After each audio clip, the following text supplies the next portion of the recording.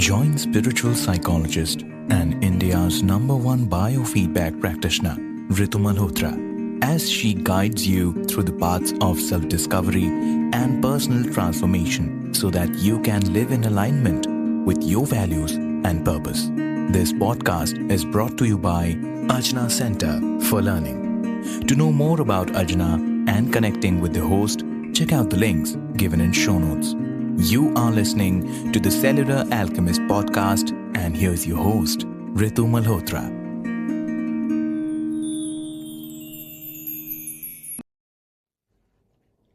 Is happiness a realistic goal? Let's look at that today. Have you ever heard anyone say, I'm committing to live a wonderfully grumpy life. Please help me be miserable for the rest of my days? No, you probably haven't. It doesn't matter which social or structural background you come from. The truth is that people ultimately want to have a happy life. But I find that even though we all have this intrinsic need, it's gone to an extreme that I can't quite fathom it. What is this obsession with happiness? Is it even realistic? A few years ago, if you remember, Don't Worry, Be Happy, it became a theme song for many of us. So let's unpack this a bit. I was listening to Monica Parker, who talks of a more doable and pragmatic goal than happiness. One of wonder.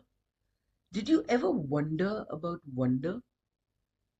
No, but jokes aside, why I think it's more pragmatic and emotional also is because it's positive and negative at the same time. There's no continual impractical positivity or transcendence about wonder. It's more grounded, it's more concrete to wonder about anything.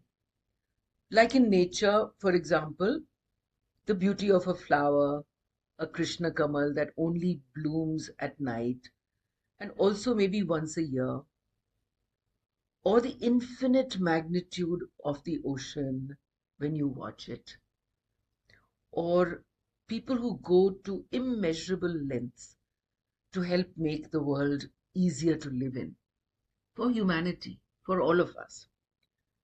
That gives me a sense of wow. See, we were all brought up with the belief that happiness is a thing we all must pursue. But no one gave us the infallible rule book to do that. So we stumble along, slipping, falling, and hopefully learning that we are looking in the wrong direction. Happiness isn't exactly this or that, but it certainly is in our perception of our everyday slips and falls. And more importantly, how often do we rise up and continue to take the next step? This is what I love about Parker. Her theory is not an elusive, unreasonable goal of happiness. She focuses on shifting our perspective to notice the extraordinary in the ordinary. The extraordinary in the ordinary. And that to me is wonderful. It's filled with wonder. This passage by Viktor Frankl, written after his liberation from the horrendous experience of the Nazi concentration camp, where he had lost his whole family and there was so much misery around him. And he sums it up beautifully. He says, I walked through the country, past meadows, for miles and miles. There was no one around. There was nothing but the wide earth and sky and the freedom of space. I stopped, looked around, and up to the sky.